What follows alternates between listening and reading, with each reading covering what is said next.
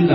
ഞാനൊന്ന് പറയട്ടെ, ഈ MSR പിൻവലിച്ചുകൊണ്ട് പാവപ്പെട്ട മുഅല്ലിമീങ്ങളെ ബുദ്ധിമുട്ടിപ്പോയും പ്രയാസപ്പെടുത്തുകയും ചെയ്യുന്ന സമസ്ത കേരള ഇസ്ലാം മത വിദ്യാഭ്യാസ ബോർഡോ ജമിയത്തിൽ നമുക്കോ നട്ടെല്ലുണ്ടെങ്കിൽ നിലവിലിരിക്കുന്ന പെരുപ്പം പറയുന്ന 10,000-ഓളം വരുന്ന മദ്രസകളുടെ എല്ലാറ്റിന്റെയും അംഗീകാരം ഒന്ന് പുതുക്കണമെന്ന് തീരുമാനിച്ചിട്ട് നിലവിലുള്ള അംഗീകാരം റദ്ദു ചെയ്തിട്ട് ഞങ്ങളെ പൂർണ്ണമായി അംഗീകരിക്കുന്ന മദ്രസക്കാരുണ്ടെങ്കിൽ ഞങ്ങൾക്ക് അപേക്ഷ തരൂ, ഇതിന്റെ അംഗീകാരം ഞങ്ങൾ പുനഃക്രമീകരിക്കുകയാണ്, ഇത് പുതുക്കുകയാണ് എന്ന് തീരുമാനിക്കാറുള്ള നട്ടെല്ല് സമസ്ത വിദ്യാഭ്യാസ ബോർഡിനുണ്ടോ?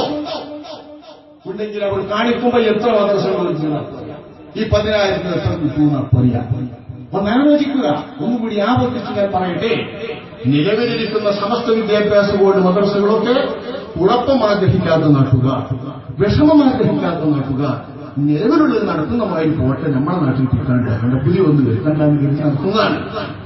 ഇതല്ല EK സമസ്തനെ 100% അംഗീകരിച്ചിട്ട് തന്നെയാണ് എഴുതി ഒപ്പിട്ട് കൊടുത്തിട്ട് വിദ്യാഭ്യാസ ബോർഡിന്റെ കീഴിലാക്കുന്നതിന് ഇപ്പം കൊടുക്കുന്ന അപേക്ഷയിലെ വാചകം വെച്ച് ആയിരങ്ങൾ നേടിയിട്ടുള്ള കാലത്ത് അപേക്ഷകൾ വായിക്കാതെ സംസാരിക്കുന്ന ആൾക്കാർ പറയുന്നത് പോലെ EK സമസ്തക്കാരോട് പൂർണ്ണമായി 100% അംഗീകരിച്ചുകൊണ്ടാണ് EK സമസ്ത മദ്രസകളൊക്കെ നിൽക്കുന്നതെന്ന് ബോധ്യമുള്ളവരുണ്ടെങ്കിൽ MSR പിൻവലിച്ച അതേമാതിരി മദ്രസന്റെ അംഗീകാരം ഒന്ന് പിൻവലിക്കും കൂടി ചെയ്തതുപോലെ.